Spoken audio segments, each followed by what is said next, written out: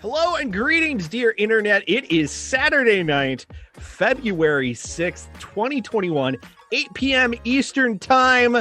Do you know where your children are? Hopefully they're at home watching us live on Twitch. That's right, the greatest live art competition in the known universe, Super Art Fight, has returned, and we are back again live with Season 2, Episode 2. That's right, folks, it's SAF Online. And it's an honor and a pleasure to have you here. Last week, hell of a show. We saw the beginning of the 8-artist Eliminator tournament. We saw some returns, some debuts, all sorts of wonderful craziness. We're going to see some debuts on Super Art Fight proper here tonight. But ladies and gentlemen, it's a real joy to have a very special co-host with me tonight. As you've seen, we've been rotating in and out co-hosts this season, which means I'll probably get a week off sometime in the not too distant future. But joining me here tonight, this man is a Baltimore artistic icon. This man makes some of the finest t-shirts in the world, and believe it or not, he makes ties as well. The creator of Novo, the creator of The Creators, which is a fun sentence to say out loud. He is a former Super Art Fight champion in his own right, and he is all about pasta smooching. Ladies and gentlemen, Spaghetti Kiss's own Michael S. Bracco. Mikey! Oh, dude.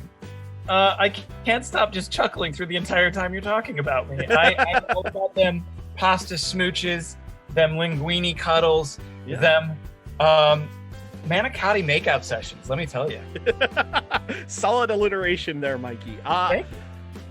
Thanks for joining me here tonight, man. As you know, we've been sort of swapping people in and out in the second chair and what is, I guess, the hot seat now.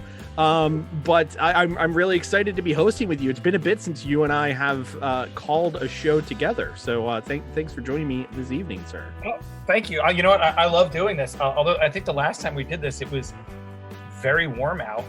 And, yes. And we have kind of like it's cold here in Baltimore. We've gotten a little bit of snow, and we have more on the way. I feel like it's been a few years since we've had some good snows, and I don't know about you, but I had something really fun and wintry happen, and I thought we could share our favorite like winter memories. Okay. You know what? I don't have any prepared. We'll see if I can throw one together as now I'm in the hot seat. But yeah, winter memories. What are your winter memories, dear Mikey? I just made one last Monday. I have an 8-year-old daughter who is a little bit afraid of like rides and things. And we finally talked her into letting us take her to go sledding down a really big hill. That's amazing. Oh, it was amazing. And she was really nervous, and she got there and she's like, I'm going to be brave. She went down once. And then she got up and looked nervous and picked up her hands and goes, that was amazing. And then ran up the hill and did it again. Now, that's not the thing that's going to really stick in my memory, though. I will say, before you tell the internet this story, at least from a quick glance in chat, your daughter's in chat and is probably watching this show. So okay, no, that's fine. So, fortunately, she's not the one that has the humiliating part of this story. So when we first got there, she had never really been. We didn't have many options. We had an old broken sled, and I read online that you could go sledding on a boogie board. So I send her down on the sled, and I go and I put the boogie board. It doesn't seem to slide very much. I'm like, that's okay. I'll just take a running leap in order to get it going. Oh no! And so I did, and I dove headfirst towards this boogie board.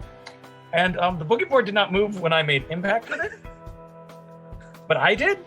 Oh, no. And it was only like 3 or 4 inches of snow. And I don't know if you know this, but underneath snow, there's like frozen earth. And it made... Yeah, turns out. Right? And it made contact with my face. And I got up and I looked like I was walking around like a Fells Point drunk, seeing stars. I've never seen my wife laugh so hard in her life. So basically what you had with the snow was like a real world Scrooge McDuck coin pit vibe.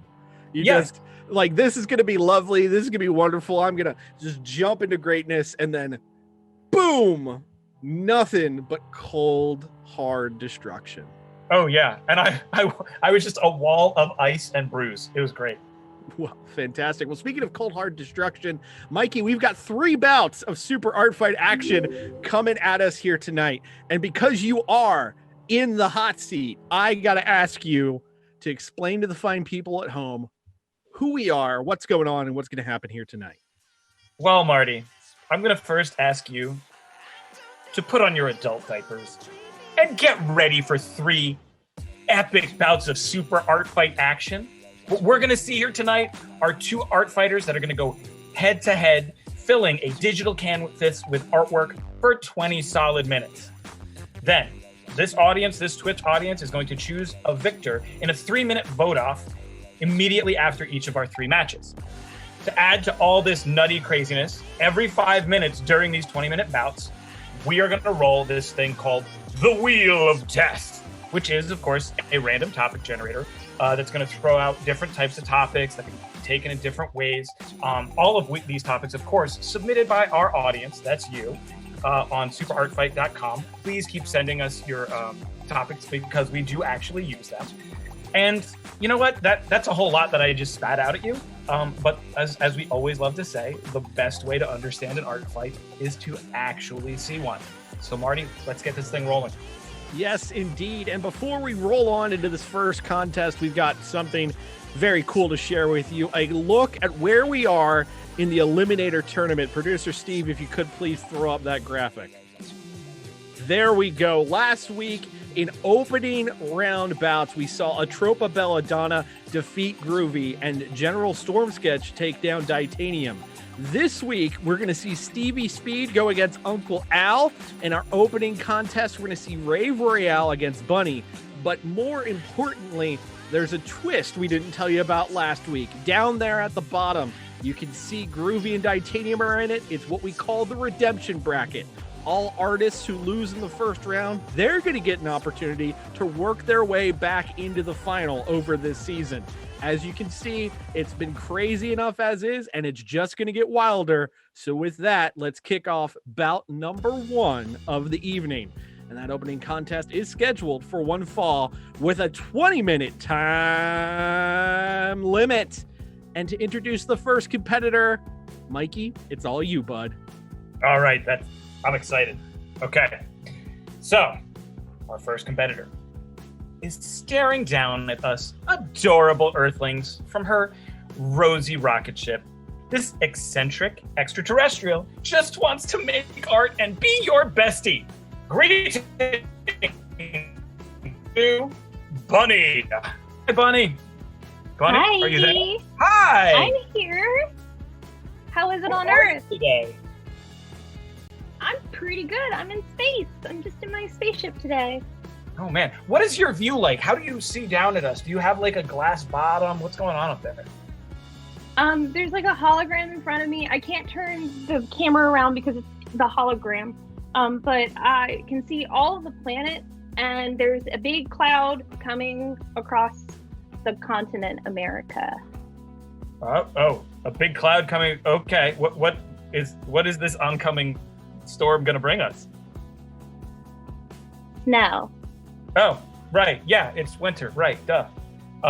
So it's gonna block your view of us humans, which is probably a good thing. After being here watching us for so long, is there anything you want to say before going into your match, of course, but just to the whole of humanity? Any messages from the expanses?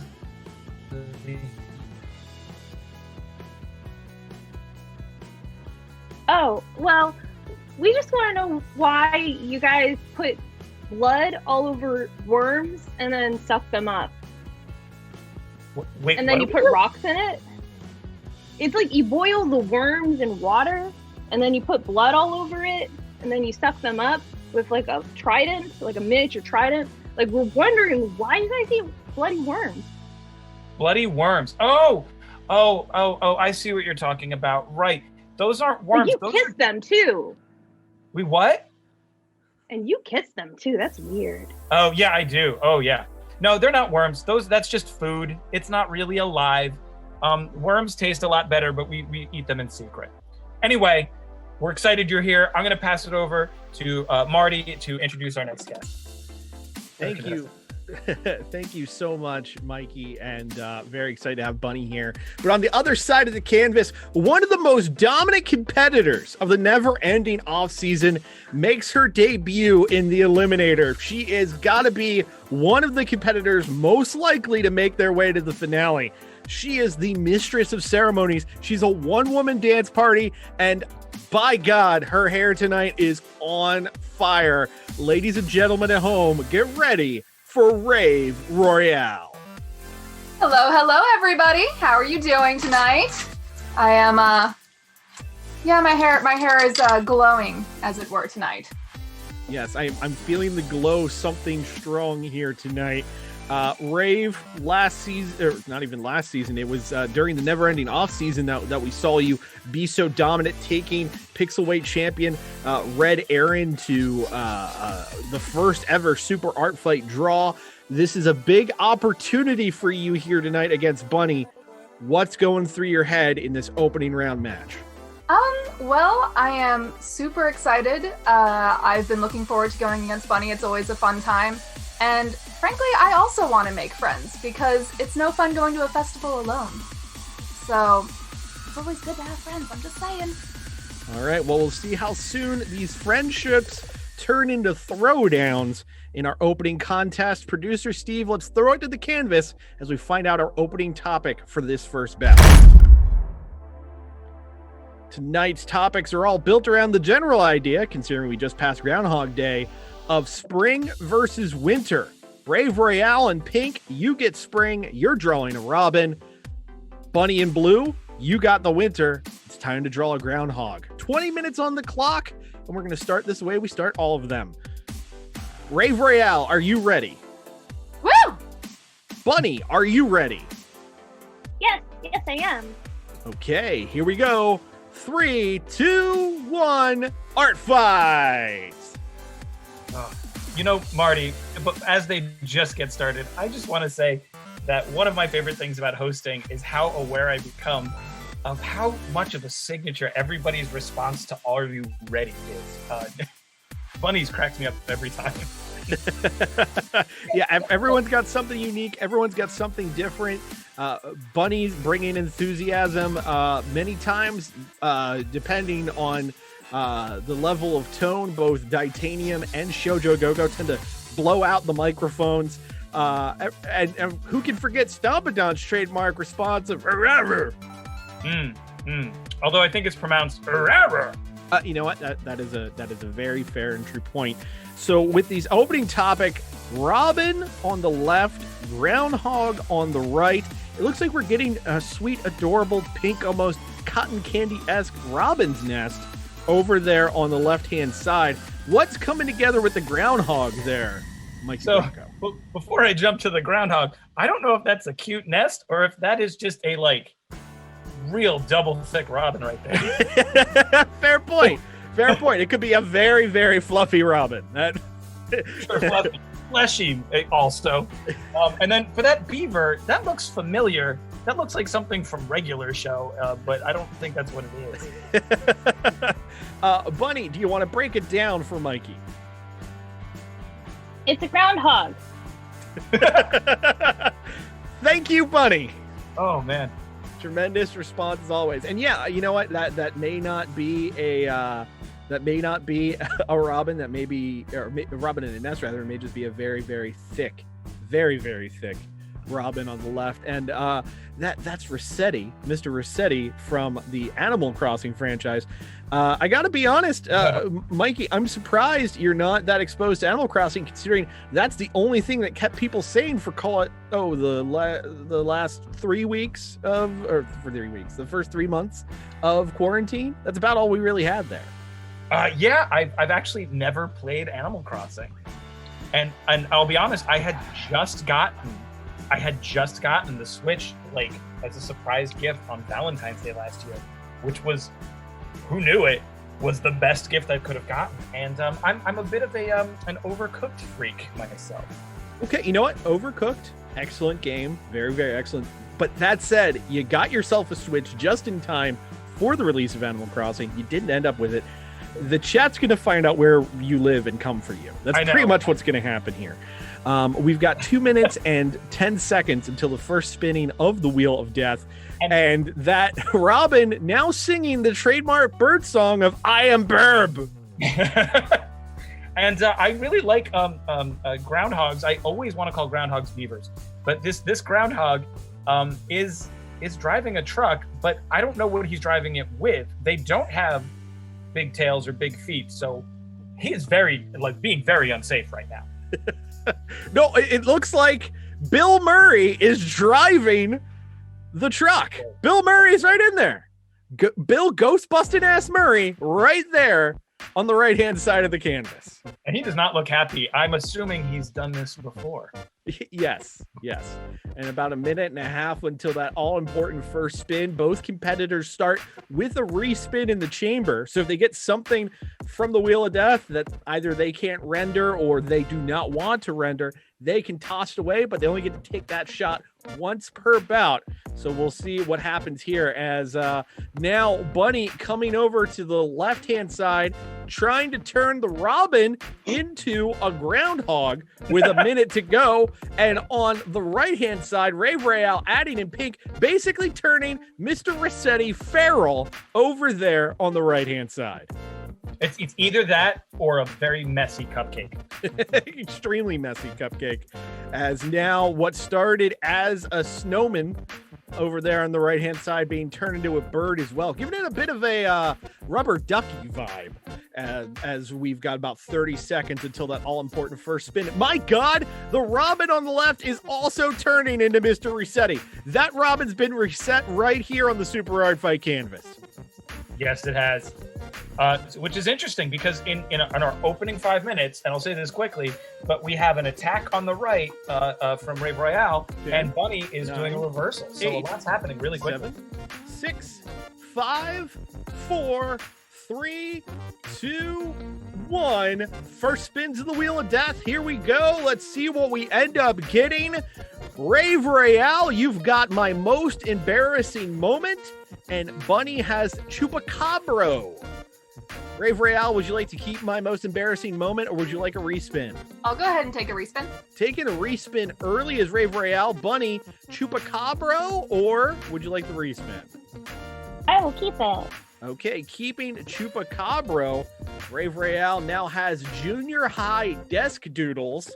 So basically the most unsung art of those middle years be rendered on this canvas. So we'll have to see what each artist is able to do here as we got basically a last minute. Looks like a seal over there in the top right. And Court Jester in chat already going with what I thought that we are going to see a gigantic S. No one knows where that cool S came from. Someone's going to say Stussy. It's not Stussy. We still don't know the origins of the S. We'll see what happens here on the canvas. What were some things that, I mean, did you have a go-to staple thing to draw? Mine, of course, an eye with a single tear. That says so much, Mikey. I would say that the number one was definitely that S. Yeah. Figuring out how to draw that S was like a very key moment in my childhood drawing years. Beyond that, probably the guy with the nose that's like over the page. Oh, the Ziggy. Yeah, it was Ziggy-esque. Yeah, I don't think it is Ziggy per se, but yeah, that was a big one. I'm also seeing in chat a shout out to Bart Simpson as a pretty regular one. Triforce, butterflies, a whole bunch of different options. As now on the canvas, our Chupacabro has appeared on the left-hand side, kind of looking like some of the ninjas from Naruto, while also getting that sweet S as a neck chain. Yeah, what a great steal of Bunny's opponent's topic. That's kind of great. And then I think it's strange but wonderful that no, now it makes sense. It was an octopus, which although that would have been something I might have drawn on a desk. Oh, never mind. I thought that was a joint she was drawing, and drug-related things I remember drawn on desks when I was in high school. There were definitely a lot of joints drawn on desks in the middle school years. But that octopus is actually rendering the cool S. We've got double cool S action here tonight. Tremendous. 2 minutes until the next spin of the Wheel of Death. Bunny has a respin remaining. Rave Royale used hers on the first spin. Of course, there's going to be spins at the 10-minute mark and the 5-minute mark.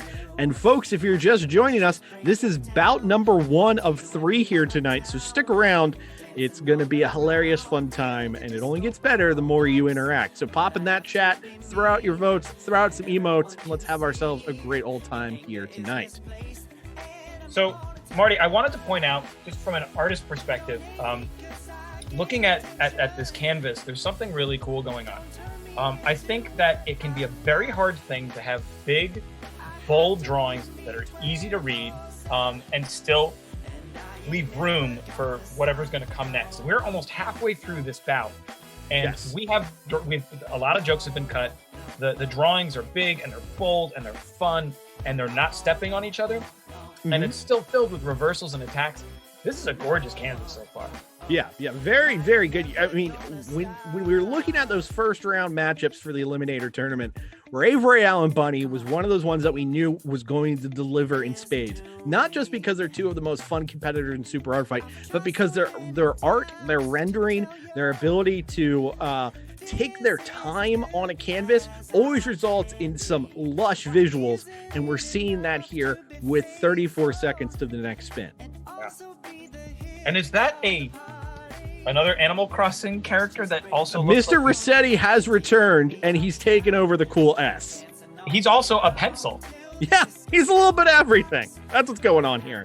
Reversals on reversals on reversals as we get ready for that next spin in just a few seconds. Let's count it down. 10, 9, 8, 7, 6, 5, 4, 3, 2, and 1. Here we go. Wheel of Death. Throw those emotes in, folks. Rave Royale gets Disco Duck, and she's got to run with it. Bunny, though. Shitagami? Shitagami. Do you want to keep that? Or would you like a respin, Bunny? Does that mean is it Ghost? Ghost? I think so. Ghost? I'll go with Ghost. Taking the ghosts, running with it. All right, Bunny taking ghosts while Disco Duck makes a return here tonight with 9 minutes and 25 seconds to go. Now, Mikey, I don't know how much you've been paying attention to some of the drama here in Super Art Fight recently, but our dear referee Adam has gone missing. His vessel was taken over at the end of season 1 by a pirate. The SAF Yopter disappeared. I have heard, though, and I'm being told, hang on. Yes, I'm being told right now, Mikey, we have a transmission from Ref Adam. Let's go ahead and throw it to him now, can we? Ahiyar, ahoy! Oh no. Matey Ross Nover. It is I, Captain Bloodbeard. You rang? Wait, I was told Ref Adam was back, not Captain Bloodbeard. Oh, that ginger lad. No. Oh, Ross Nover, he is still hanging from one of the piers in Baltimore City. Oh no. Oh God. All right. Well, you know what? If you're going to take over the time slot, I'm going to make you do the work. Have you been watching the chat?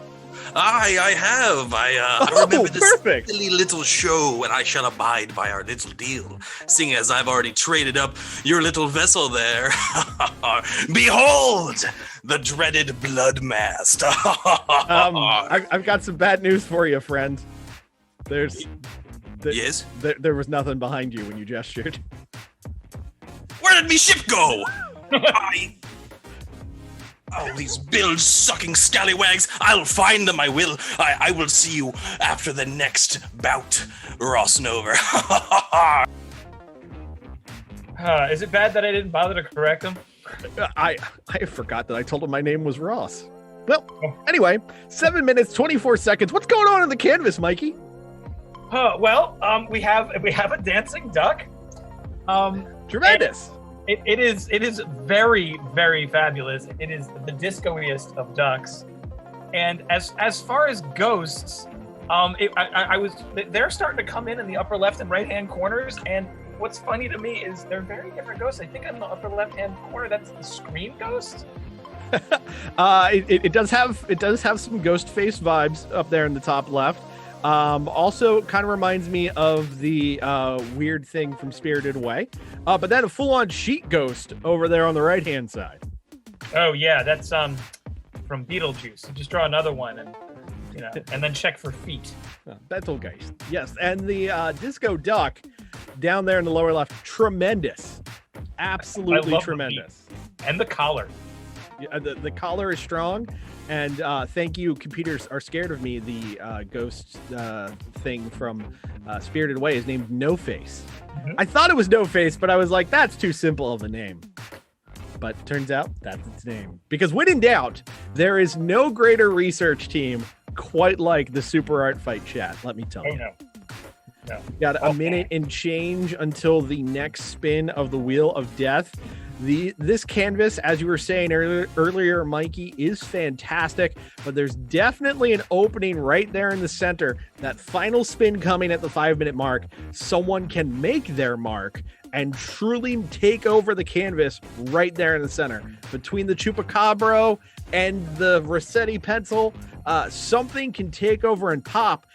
And right now, over the head of that adorable squid appears to be a Rave Royale trademark with 30 seconds to the spin. Just a big, creepy mouth. Oh, yeah. And our... God. Oh, just sweating off the pounds. The magic of the internet took away about half your comment there for me. Oh, Mikey, no, I said our meaty Robin is sweating away the pounds. Red Robin, yum. And we're at 3, 2, and 1. Final spin of the bout. Let's see it come together here. Rave Royale, you get deviled food. And Bunny, you get dessert monsters. Unless you're going to take your respin, Bunny. I'm going to keep it. Keeping it, not using the respin all night long. Deviled food for Rave Royale. Dessert monsters for Bunny. Pulls together the final 5-minute stretch. And they've left enough space for it. This is going to be really interesting to see how this all comes together. Because, again, there's so much empty space to work with, but it doesn't feel sparse at all. Now, I do think, based off of some of the response in the chat, one thing that these artists are going to have to do is find a way to differentiate each other. Dessert monsters in the pen of someone else could feel like deviled food and vice versa. We've got two evil food-based topics colliding in this final round here.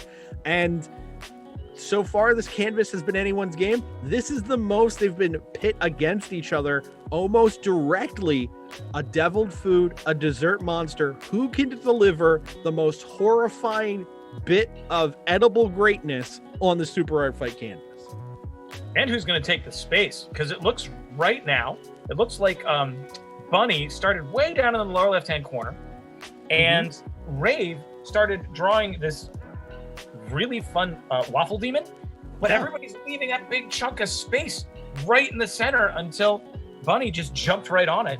I thought it was going to be a mad dash for that space, but it was a little bit more of a slow crawl over there. Yeah, for a few seconds there, I was wondering if Bunny was drawing the Stonks guy as Frankenstein's monster, but we weren't seeing that there. And it looks like Rave Royale is the first to pull in that center part of the canvas. You can see a big drooling monster, a trademark from Rave Royale, coming in with just under 3 minutes to go.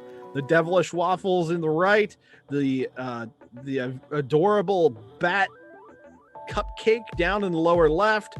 We've got what I will assume will be some probably Frankenberry tie-in over there on the left-hand side by the Chupacabra. It's a match made in heaven, but it's a difficult decision you will have here at home, folks, to pick one winner. We're going to throw it to the chat. You will get to pick a victor. Rave Royale and Bunny in just over 2 minutes. I don't know about you, but I'm really jonesing for some Frankenberry right now. I definitely think it's a shame that the 4 monster cereals are not year round. I recognize it's like the McRib at this point. They get the sales going, at random points in time. That's why they don't keep it as a year round thing. But man, I would recommend. Maybe I need to start just Girl Scout cookie style, just every single Halloween, get the 4 monster cereals in bulk and keep them all year round. Do you have a favorite? Man. I mean, Frankenberry's definitely up there, as is Count Chocula. I recognize those are like the 1-1A. Count Chocula gets a little bit of the bump for me because of the fact that it does have marshmallows. Yeah. Who doesn't And love chocolate. marshmallows in cereal? Yeah, I mean, it's got everything you could want out of a breakfast cereal, really. Yeah. 1 minute, 20 seconds to go. Go ahead, Mikey. But I don't mean to step on you there, but I'm trying to suss out what Bunny is drawing in that big blue shape, and it seems to be kind of like the D&D gelatinous. Jello mold. It's a Jello mold, right? It's like a gelatinous Jello mold. Yeah, like the gelatinous cube, but in Jello mold. Amazing, and it ate the deviled food. Less than a minute to go, folks. Less than a minute remaining. Who will win in this bout? Of course, the loser goes to the redemption bracket. Winner continues on to the semifinals. Man, there's a plethora anyone's of game. here. I'm into it. Yeah, gorgeous canvas. Bunny dropping down the trademark Garfield in the lower left-hand corner. 30 seconds to go, folks. Oh, the guy from Death Note has now popped up. Tremendous. Oh, I had to look up what her last topic was, and that was the image that came up. Yeah. Also Ishinigami. Thank you, Miranda PF. And final 10 seconds. 10, 9, 8, 7, 6, 5, 4, 3, 2, and 1. Caps on markers. That's an art fight, folks. Tremendous opening round here. Beautiful art. Incredible illustrations. And we will have to see who won. The vote is now live in the chat. Rave Royale, Bunny, only one gets to continue on. And with Rave Royale, I'd like to pass it over to my broadcast colleague, Mikey Bracco. Mikey. Oh, I can't wait to talk to her. Also, remember, I have this wonderful new technology here where I can do play-by-plays on the canvas. Rave Royale, what a match. It's such a beautiful canvas. It's hard to tell who was the dominating force. What would you like me to point out on this canvas do you think was the thing that you did that really made you shine? I love my little deviled egg who's drooling everywhere, and I know that she took my S, the cool S from middle school and elementary school, but when she gets Shinigami-sama. So as a waffle though, because then I got deviled food. Yeah, I was very impressed with your waffle. One, it's a cool design, and as you can see, I can actually circle things on the canvas. I'm enjoying myself too much. But the design is cool, but that's a really well-drawn waffle and makes me want a waffle. So nicely done. I blame Cuphead. I threw a lot of waffles because of Cuphead. Oh, fair enough. Well, thank you so much. Marty. Thank you, Mikey, and thank you for adding this new technology to what we can do here on the canvas. Now, Bunny, you had quite a murderer's row of topics thrown out at you here. You did not take any respins over the course of the bout.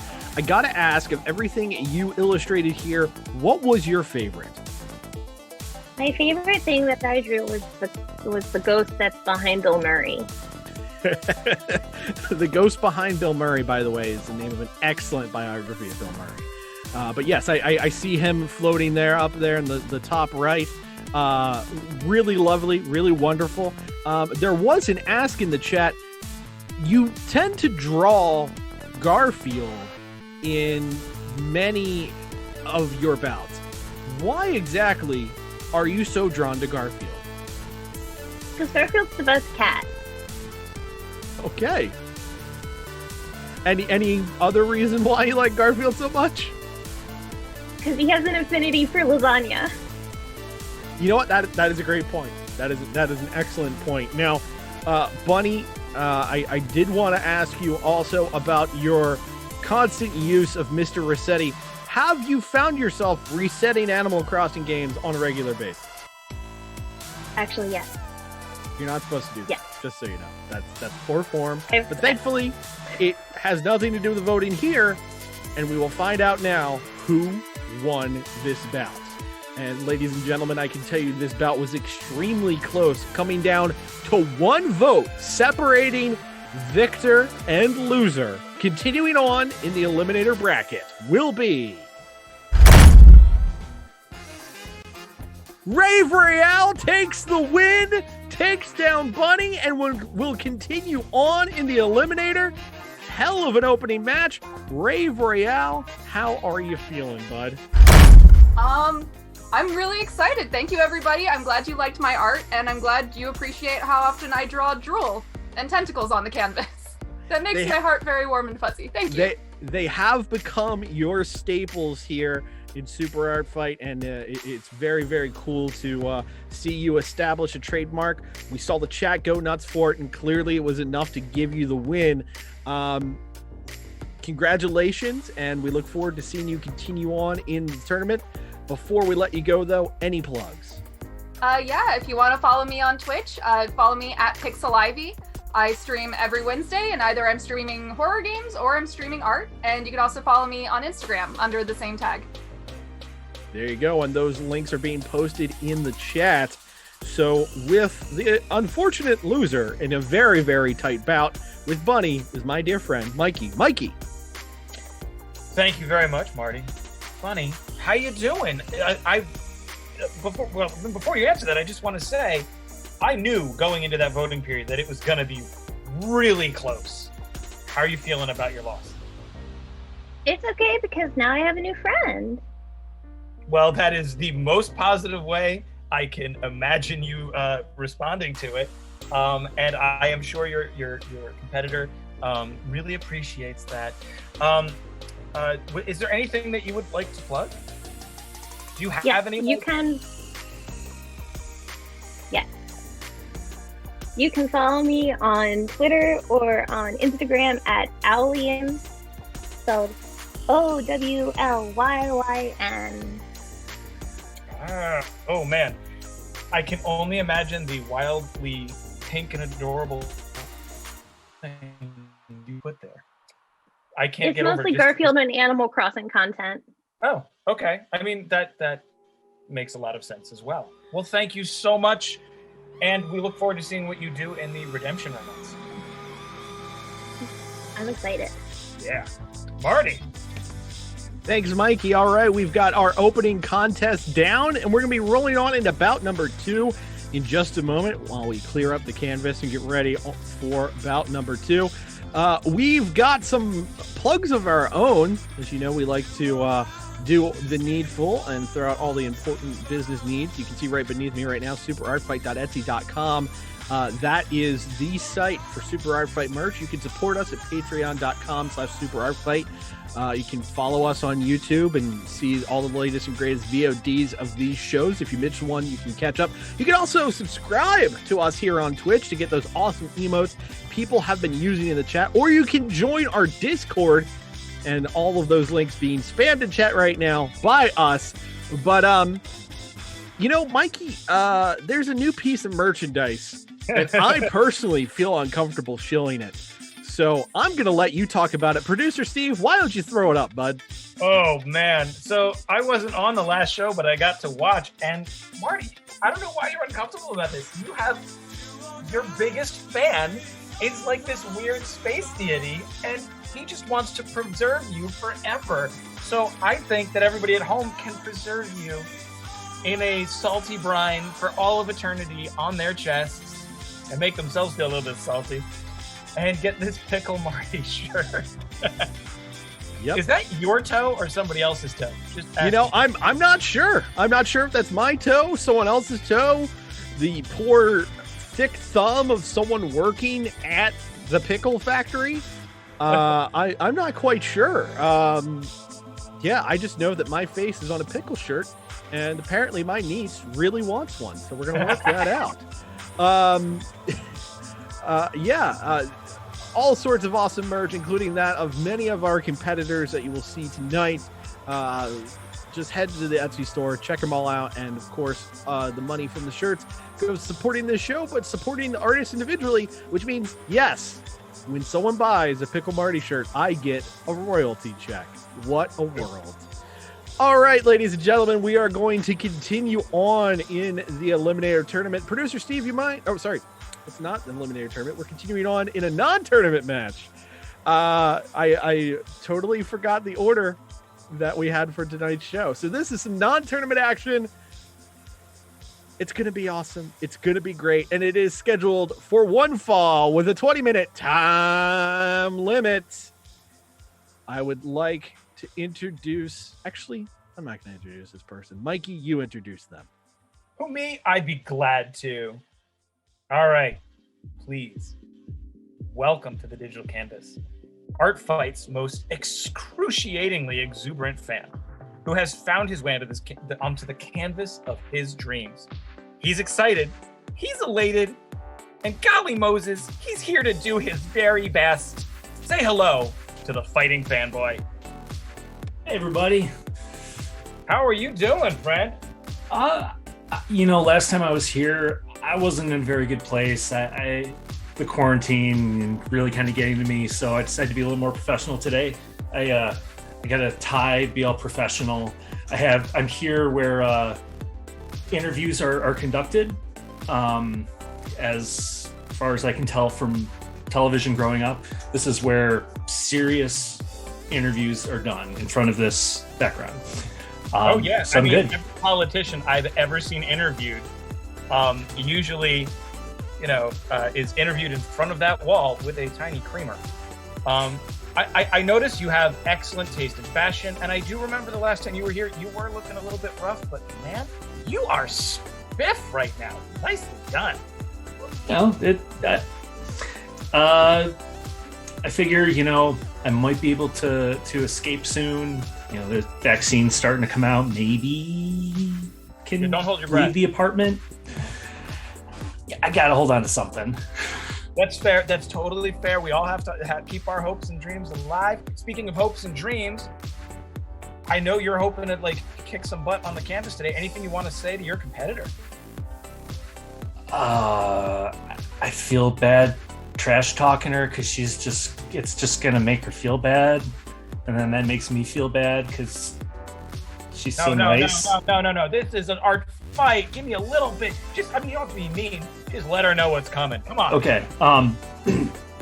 Red Erin, more like mauve Erin, or puce Erin. Very, very well done. I appreciate that. But now it's time to pass this to Marty to introduce who this competitor is. Yeah, clearly the excitement and the rage is hitting a fever pitch, but while the fighting fanboy looks to fight another day against this competitor, he should know the accolades that this competitor has had. Super Art Fight Tag Team Champion, Super Art Fight World Champion, Super Art Fight Pixel Weight Champion, and almost entirely undefeated in Super Art Fight Online action. She is one of the most dominant, destructive, and downright dangerous members of the Super Art Fight roster. Cower in fear upon the gaze of Red Erin. Hi, Internet.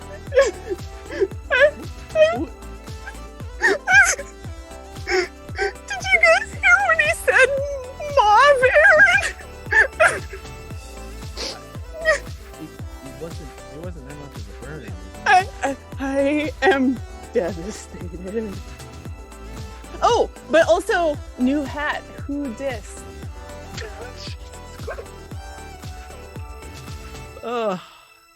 Erin, you have not changed a single bit since we last saw you in Art Fight competition. This much is clear. I was gonna ask you if you had anything you wanted to say to your opponent, but I feel like everything was pretty well summed up when you told him you had a new hat. I think that was pretty much everything. Anything else you want to say to the fighting fanboy, Mike Donahue? Really, everything under the bridge, no matter how harsh the words were spoken, we're bestest friends. I'm very much looking forward to this. We really need to. All right, Mikey, and make a note. Next time we redo the Art Fight logo, we're gonna need to put an underline under fight and really just put that in front of more and more people. Because perhaps bold and italic. Yeah. At 72 point font, let's just blow it out. And let's really tick off the graphic design nerds and mess up the kerning. That'll spark some real anger. Yeah, certainly not spark joy. Anyway, folks, let's throw it to the canvas while they hug it out. Once again, we are running with the springtime versus winter throwdown here, as we've got in green on the left-hand side, red Erin with young babies, because springtime is, of course, rejuvenation, while on the right in purple, for winter, it's old men, because it's the end of the seasons. So, 20 minutes on the clock. Let's start this the way we start all of them. Red Erin, are you ready? I'm still ready. I doubt that you are, but anyway. Mike Donahue, are you ready? I'm ready. I'm sorry, Erin. I didn't mean it.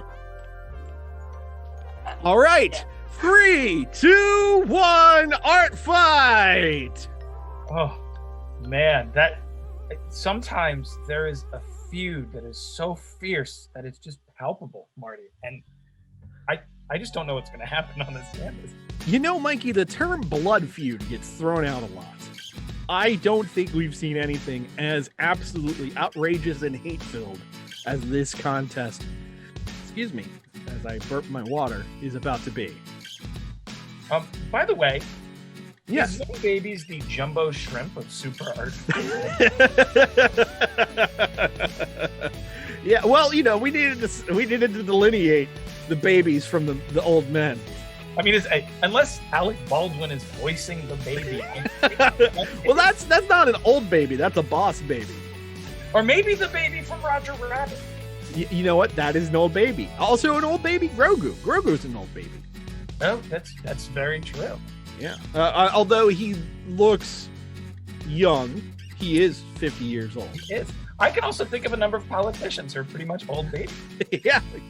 And also thrown out in chat, Benjamin Button. That's an old baby. That's an old baby. Yeah. Okay, I take it back. This is a legitimate. And our young baby is the superhero dynamo that is Jack Jack from The Incredibles. Jack Jack has a little bit of all the powers going on here, while our old man is coming together as that appears to be fighting Jack Kirby over there on the right-hand side. Oh, did somebody tell him there are Nazis nearby? Because he's ready to punch everything. Or stab some eyes out with a pencil. Yeah, good God. I'm going to stick my number 2 in your... That's how Jack Kirby talks in my head. Oh, 100%. 100%. Come here, you. I'm going to put some Kirby dots right up your bum.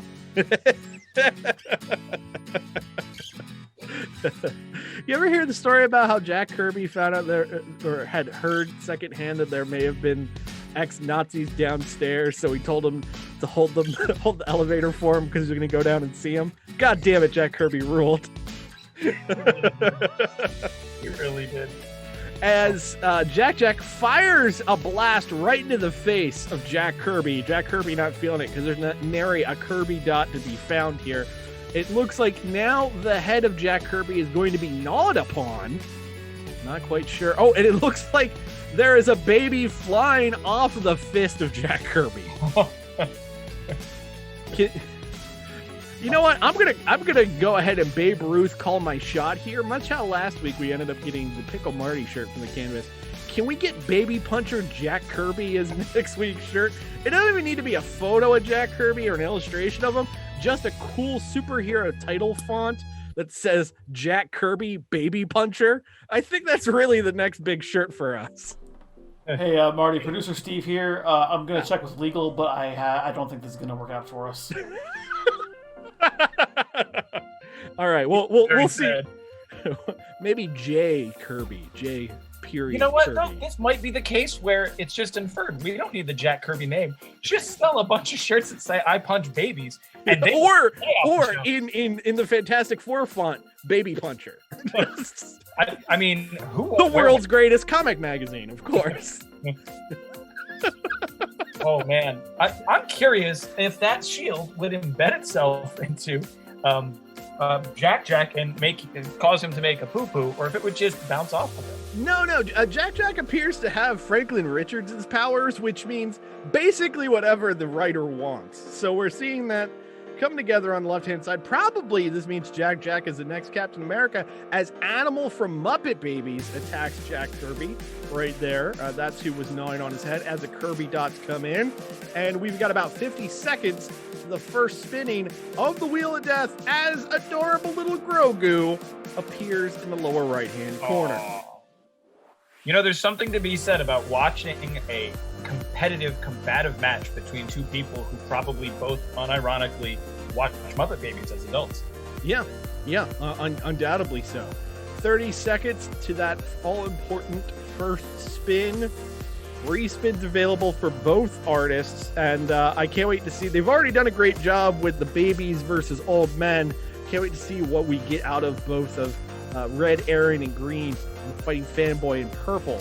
As we count it down 10, 9, 8, 7, 6, 5, 4, 3, 2, 1. Here we go. Throw those emotes in. The Wheel of Death now spinning. Red Erin gets to stomp on it, but the fighting Fanboy, he's going to be throwing shade. Red Erin, would you like to keep that topic, or would you like a respin? I don't think I could ever respin on Stompadon. Okay, keeping Stompadon. Mike, would you like throwing shade, or you're going to toss that away? I'm going to respin. Taking the respin on throwing shade. Let's see what you get. Spoiled children. This is a very anti-child canvas coming from the fighting Fanboy. We got Jack Kirby punching kids, and now we're going to give him a reason with spoiled children. And is it spoiled like they, are, given too much and they're just bad kids? They were left in the sun too long. Exactly. Yeah, and they just smell bad, like an old diaper and eggs. Oh, that is what kids smell like. Diapers and eggs. Ugh. Diapers and eggs. The having a kid story. Boy. Take that, big kid. those fat kids in Washington. All right, we are just about halfway through the bout, which means I guess we're checking in with Bloodbeard. Bloodbeard? Aye, Ross Nover. How ye be? I be good. Oh, yes. See, now that I have acquired me new vessel, I can finally be after that local sea monster of yours that be plaguing your shores. The dreaded Stoopadoon. I will take her out if it's the last thing that ship does. So what's going on in chat? Well, we had a little vote here to see if who would buy the Jack Kirby Baby Puncher t-shirt. At least 5 people would buy that shirt. I think that would be a profit. So I think we should go ahead and print that post haste to all these landlubbers out here. Sounds like a plan to me. Any new follows, subscriptions, that sort of thing you want to shout out?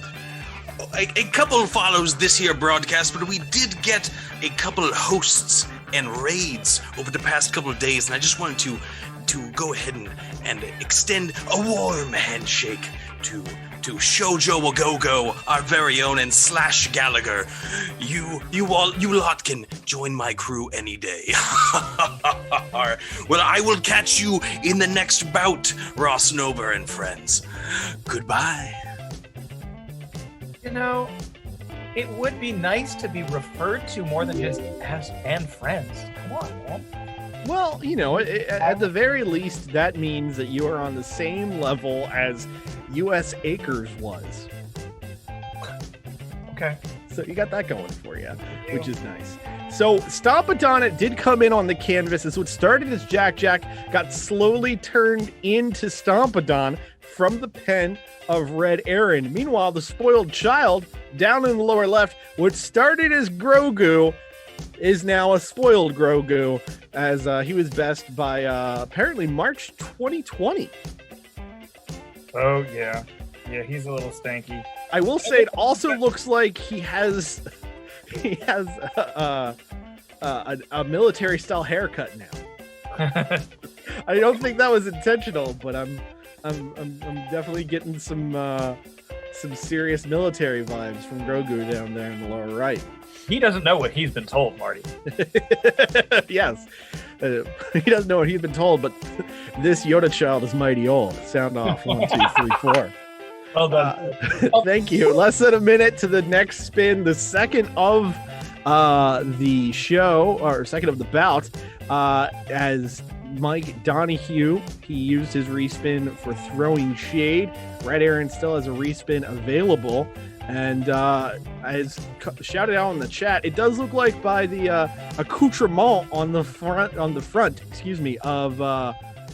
Grogu's vest or robe, makes him look like a new god. So very, very nice there. And who's punching Stompadon right now, or Stompajack, or Jackadon? I think, I could be wrong, I think that is your Uncle Al, who we will be seeing later tonight in action. And we're at 5, 4, 3, 2, 1. Next spin of the Wheel of Death. 2 brand new topics coming in. Only Hams goes to Red Erin, whereas the Fighting Fanboy getting Nightmare Fuel. Only Hams and Nightmare Fuel. Red Erin, would you like Only Hams, or would you like to toss that away? I think I'm going to respin because I don't want to toss it away. Only Hams does not Only like Hams. the ongoing subscription for Hams. Overgrown plants is what you get. All right. Overgrown plants. By the way, I've been informed that's actually Jack Kirby on the not Jack Kirby, sorry, Stan Lee on the left-hand side of the canvas. Oh. Yeah, Stan Lee, hence why it's saying cameo. Word up. Oh. Cameo. Yeah. Excelsior, true believers. You know that Stan Lee's cameo. Were Stan still with us? God rest his soul. If Stan were still with us, he would have the best cameo page. Yeah.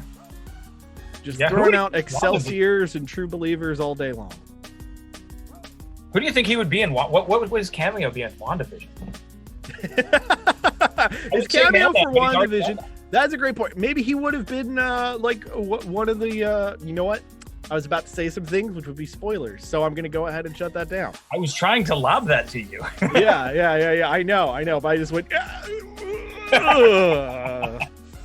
Almost spoiled some good times as our overgrown plant coming in on the left-hand side, as it is Audrey from Little Shop of Horrors on the left. Also in the lower left, what appears to be a demonic vision of Phil and or Lil from Rugrats. Is that about what we're looking at here, Fighting Fanboy?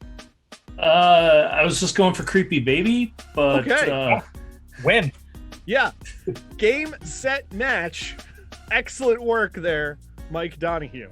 Oh, God, that baby smells like stale milk and sadness. God. 7 minutes, 39 seconds remaining. One final spin to go. Whatever comes up, they have to draw it. As Mike took the respin on throwing shade, Erin took the respin on Only Hams. Again, the internet's finest ham subscription website. You know, I bet. I thought it was a magazine. Have you ever read Only Hams magazine? No, I've never read Only Hams magazine. Tell me about it. Most of the time, people are just staring at the fold out of the hams, but really it's about the article. Oh, yeah. Those articles really took some time to cure. Oh boy. 7 minutes to go, folks. Um, How many more ham gags can we fit in before the 5-minute mark? I can tell you this much: they're going to come in ham-fisted. Oh man, I am terrible at this game, so I'm just going to sit here and shake my head at you the whole time. I was thinking that the only thing that the Fighting Fanboy has to do for Nightmare Fuel is his color is like this shy of mauve. And if he just fills the entire canvas with that light purple as a background, I mean... Well, I do believe he is drawing Mauve Erin in the Oh, lower no. left-hand corner. That is some honey-baked hate right there in the lower left-hand corner. Man, put an apple in its mouth, she is done. Yep. No. Very That's all good. it does.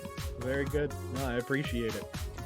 6 minutes, 9 seconds remaining in this second bout of 3. Again, this is your first time joining us. Welcome. Go ahead and hit that follow.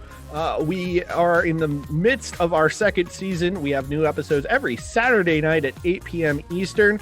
And in terms of other fun stuff we do on here, every Thursday night at 7:30 Eastern, we play D&D. It's a little round of Super Art Fantasy that we do here on this here Twitch channel. So yeah, give us a follow. If you like us, give us a sub, support us on Patreon, or just pick up some sweet merch at our Etsy store. Check it all out. 30 seconds to that final spin. Mikey, what is standing out to you on this canvas? We talked a lot in the last round about how intricate and how lush the line work was. What in this canvas is grabbing your eye and in turn making you think they might pull this one out? So, and I have something to say here, but we have 8 seconds until the final spin of the wheel. Okay. So I'm going to wait on that, but yeah, check back with me. 2, 1, here we go. Final spin of this second match.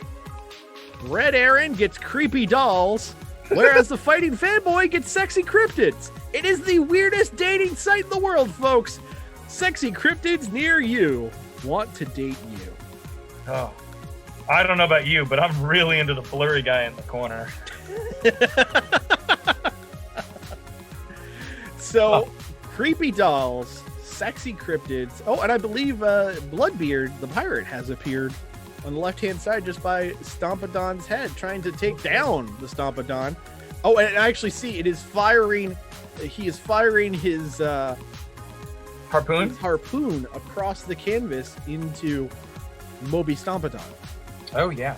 Oh, so you would ask me about the canvas? Yeah. What's popping you? 4 minutes to go.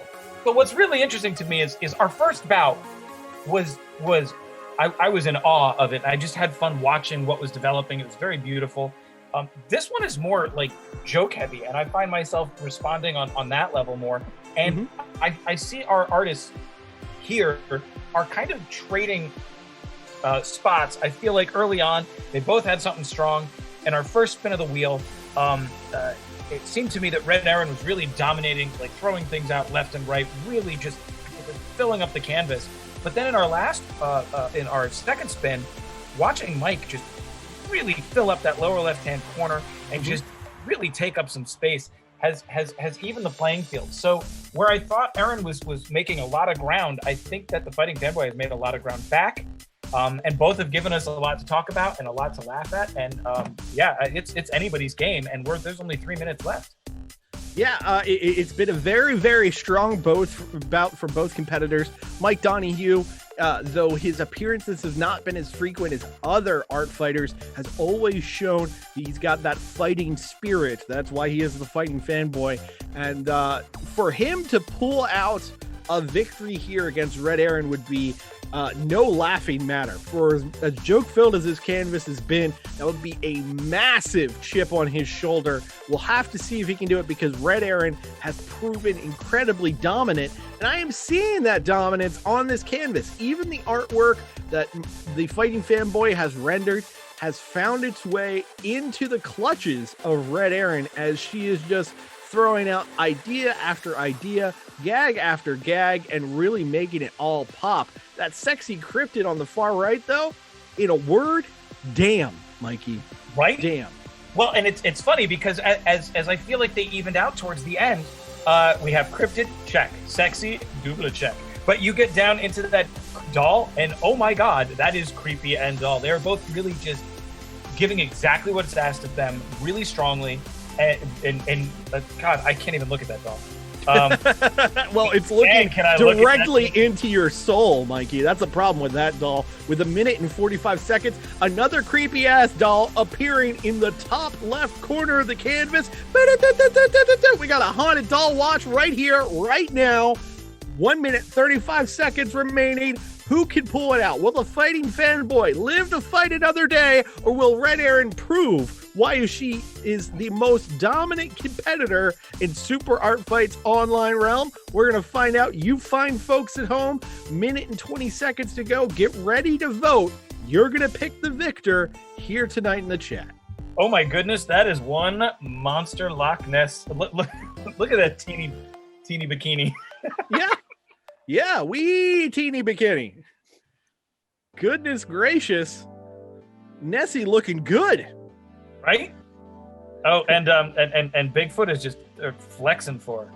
Yeah, that is screw Godzilla Kong. This is the throwdown I want to see.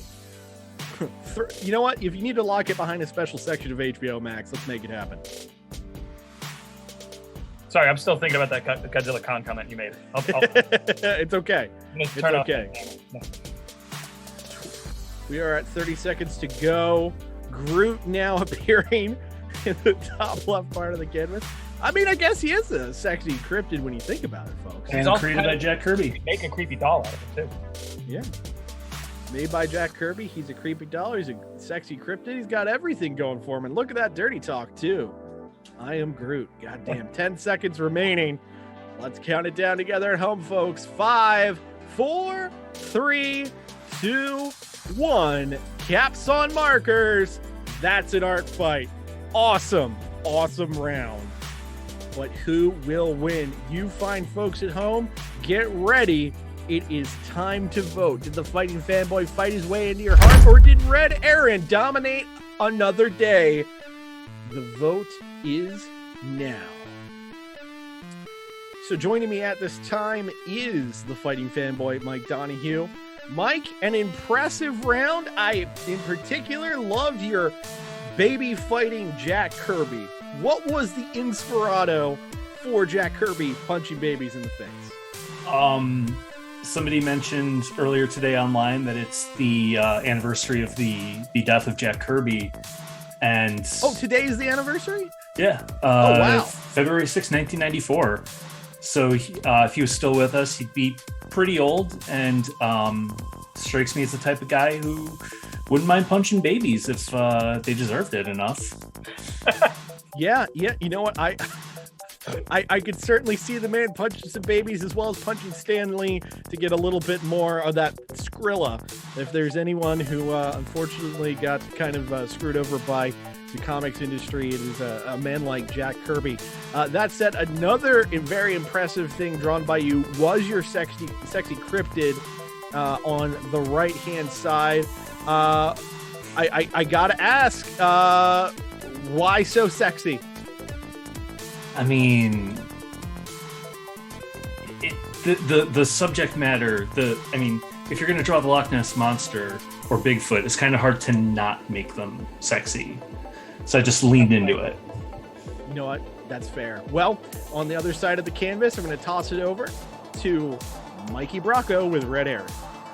Oh, thank you very much, Marty. Red Erin, you had a lot to fight against, but you also really brought it to the canvas here. I want to point out something that was my favorite and ask you about yours. I loved the Jack drawing, but it was when you stompadonned it so seamlessly that I just really just have to show the respect to your skills. That was just flawlessly done. What was your favorite part of the canvas? Well, I kind of liked deciding to make a sea monster version of Stompadon in response to when we checked in with Captain Budbeard. Still worried about Ref Adam though. We could circle back to that at some point. Yeah. At the very last few seconds, I drew what was supposed to be a creepy doll face. If you want to know my least favorite thing that I drew. Oh, was that the little... Where is that? Credit, it's right next to that shark. Oh, is this it right here? Let's all ignore that. No, this right here? With all the arrows pointing at it? You want to... Yeah. Yeah. It looks like a balloon. It's adorable. Okay. No, I got to tell you, that this creepy doll over here is gonna haunt me forever. And what drove you to draw something like that? Well, so lots of times when I interpret creepy doll as a topic, I end up drawing like baby dolls. And I just wanted to see what would come out if the doll wasn't of a baby anymore. Yeah, well, and that's what came out. And it's awful and wonderful at the same time. Well, thank you very much for walking me through the canvas and letting me do this stupid little gimmick.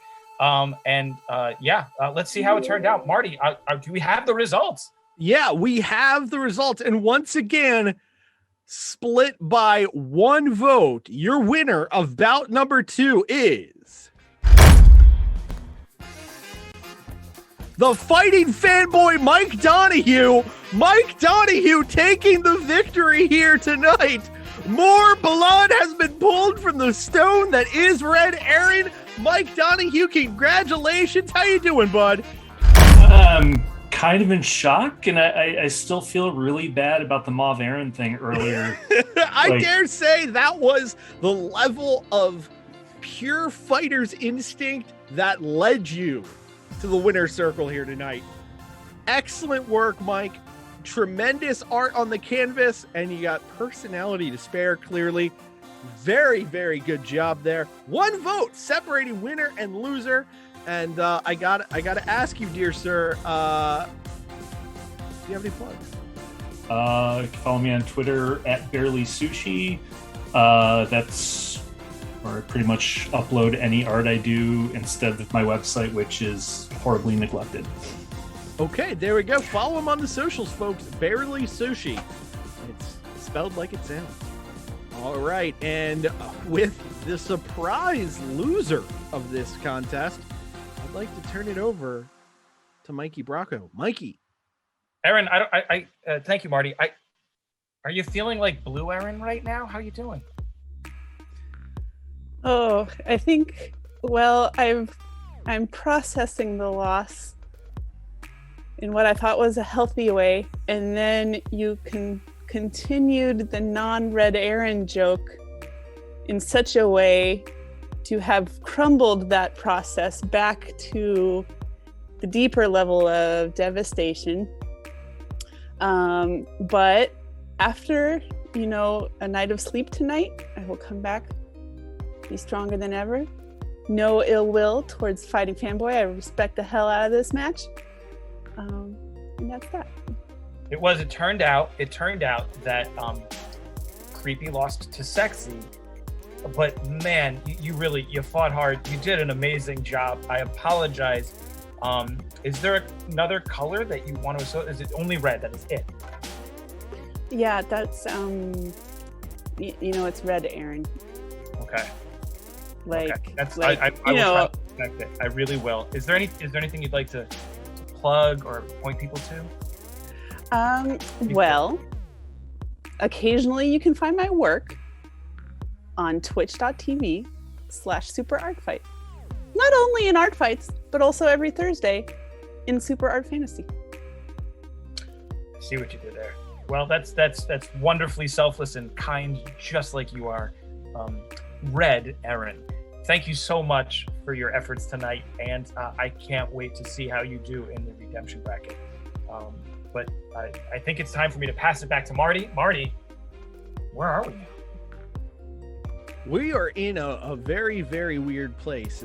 I've seen the Great One tumble. I have seen the end of, or the beginning of the end of a true legacy in Super Art Fight as Red Erin losing to Mike Donahue. What a shock here. Well, folks, we are going to go ahead and get rolling on into our next bout in just a moment. This will be our second Eliminator bout here tonight. But before we hop into there, let's very quickly take a look at the bracket as it stands right now. Producer Steve, if you please. All right. So far tonight, we've had Rave Royale continue on. She'll be facing General Storm Sketch, and we've seen Bunny take the L, which means she will be joining on one side of the redemption bracket.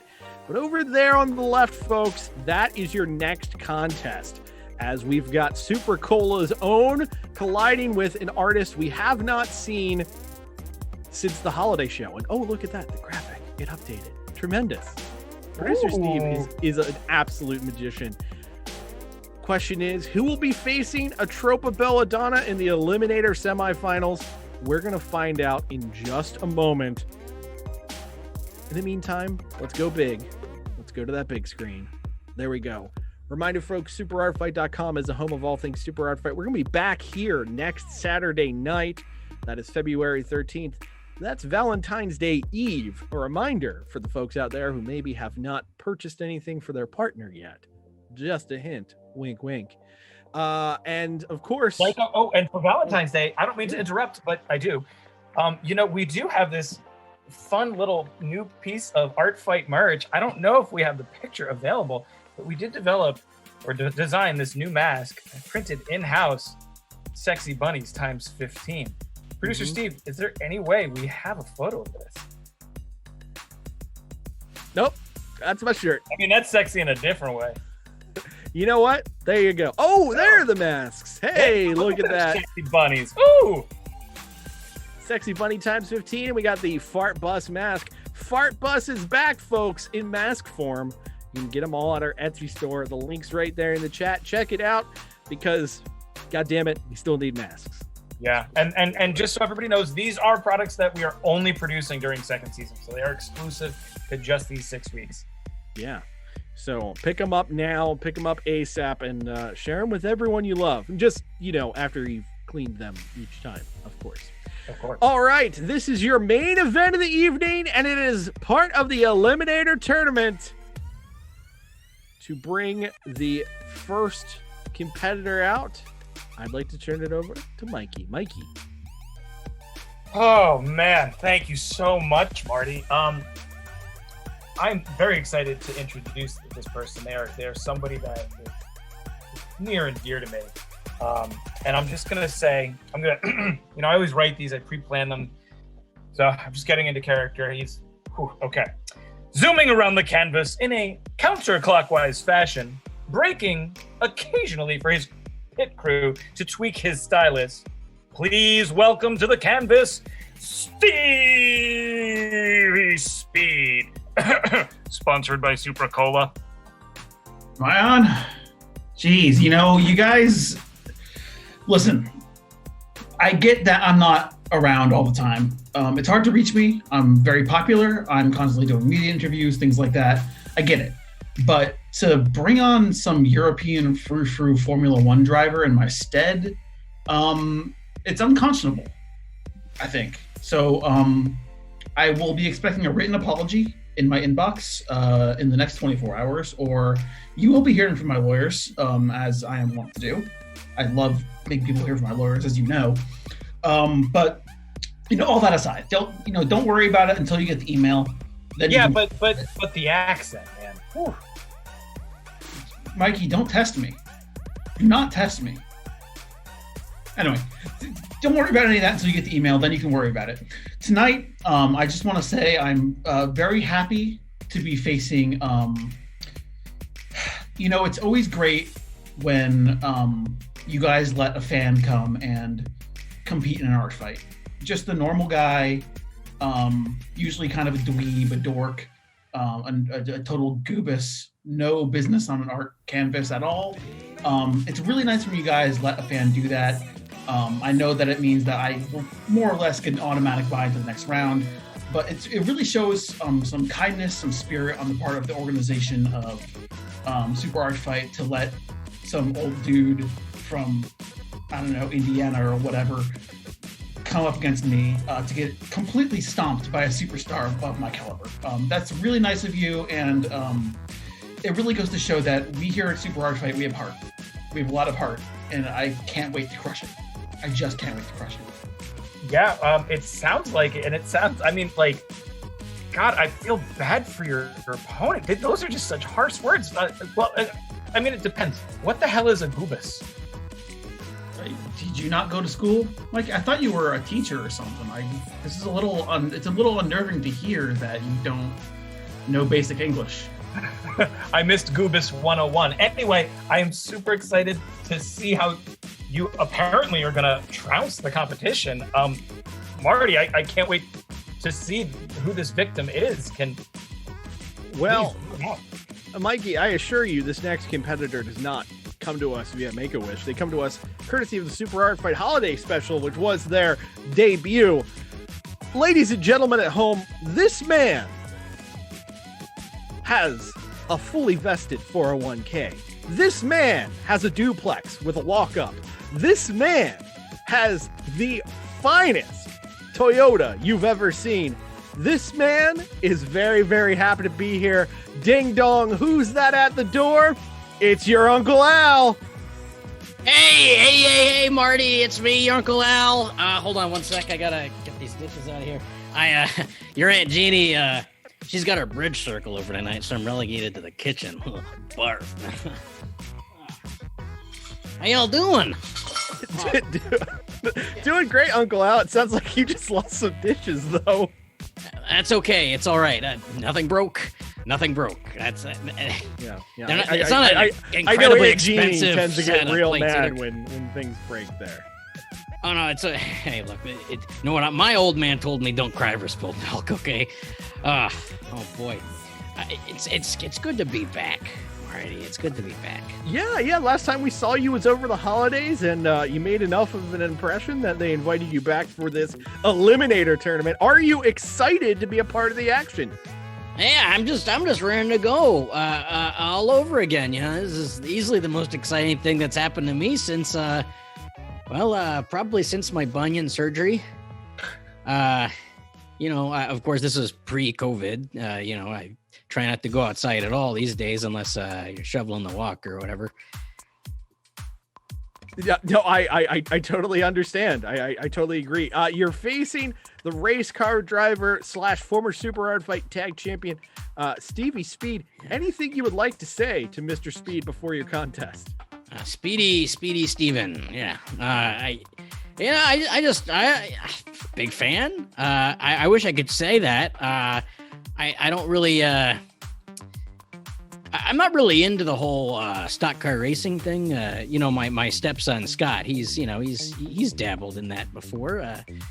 We don't talk too much, but I've heard him mention Steven Speedy a couple times. So you know what? It's like I'm fighting a celebrity here. That's kind of fun. I'll do my best. I'm excited. That's all we can ask for you, Uncle Al. All right. Let's go ahead and throw it to the canvas. Our main event of the evening as we continue on with spring versus winter, or summer v winter. Let's go ahead and try that again. There we go. Stevie Speed, you get to have spring. You've got flowers. Uncle Al in black, you got snow. Flowers v snow. More snow. Thank you so much. I really appreciate it. All right, we're going to start this as we start all of them. Stevie Speed, are you ready? I'm always ready. Okay, Uncle Al, are you ready? Well, I guess I gotta be. All right, here we go. 3, 2, 1, art fight. Marty, there are some times when it's hard to hold it together during this. Oh. I'm a little worried about Uncle Al. That snow, all that shoveling. I don't know. I'm worried about his back. Yeah. Uncle Al's he's got a bad back. He's had one for some time, but and the last thing I want for him is to get into the pools again, if you know what I'm saying. Yeah. But what was that, Marty? Nothing, Uncle Al. Don't worry, bud. We're good. We're good. Not speaking out of turn. We've got Snow v. Flowers, and it looks like Stevie Speed drawing flowers. Stevie Speed clearly can't read the graphics on screen as he is drawing flowers. Flours. So, yeah. Flowers. And after that crack about me not knowing what a goobus is, I feel like we should maybe put him in a training for a spelling bee instead of a race. I mean, if it was flowers, that would have been appropriate, but it is not flowers. Oh, and it looks like we're getting Stevie Speed drawn by Stevie Speed down in the lower left. Meanwhile, with Snow, what are we getting there, Uncle Al? Oh, I'm drawing. This is Connor. I pay him. I pay him a good $1.50 to shovel my walkway. It's real nice of him. I feel like maybe I shortchange him a little bit, but you know what? I think it builds character to underpay a 15-year-old kid to do work. You pay a 15-year-old $1.50 to shovel your walk? That's right. Hey, do you know how much I got paid when I was his age to shovel walks? How much did you get paid? I have a good quarter. I'm sure. How old are he's you, getting paid Uncle a Al? lot, comparatively, All right, fair. And over here on the left-hand side, it looks like Stevie Speed is snorting flour. Is this where all the flour went during those first few fateful months of COVID? Does it go straight up the nose of Stevie Speed? Mikey, what the hell is happening here? What is even happening? I don't know. I mean, I get the misinterpretation of flour, but I want to know how disappointed he was at the effects of snorting flour. Yeah, and all this time I thought he was more a Stevie Speed guy, not a Stevie Flower guy. Right? Yeah. Tough times. 2 minutes until that first spinning of the Wheel of Death. 2 topics coming in. Respins are going to be available for both Stevie and Uncle Al. Oh, and Uncle Al now illustrating himself waving goodbye to Connor after Connor finishing another great shoveling of the walk. Uncle Al, I do need to ask about a little inconsistency. You were complaining about all of the snow and having to shovel it, but apparently you just pay a 15-year-old. Well, yeah, look, $1.50 doesn't come cheap on my salary, okay? I'm happy to do it on one hand, but on the other hand, he should be doing it for free, helping out his elders. I mean, that's where the real character building comes in, That's a fair point. And, it just hit me, Mikey, kind of an issue here, and the chat got ahead of me already on this one. Kind of an issue here on the canvas. Uncle Al's starting topic, snow. Stevie Speed drawing his version of flower. It's an all snow canvas right now. Oh my goodness, you are correct. All we need now is that white rapper who liked to lick boom booms down up in the top left, and we would have been there. God damn it, the chat got ahead of me again.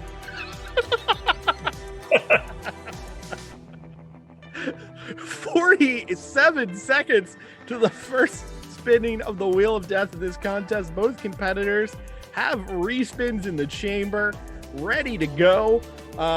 Going big, going bold, going strong are both of these competitors, though I have to say long term, I'm a little worried about Stevie Speed's heart.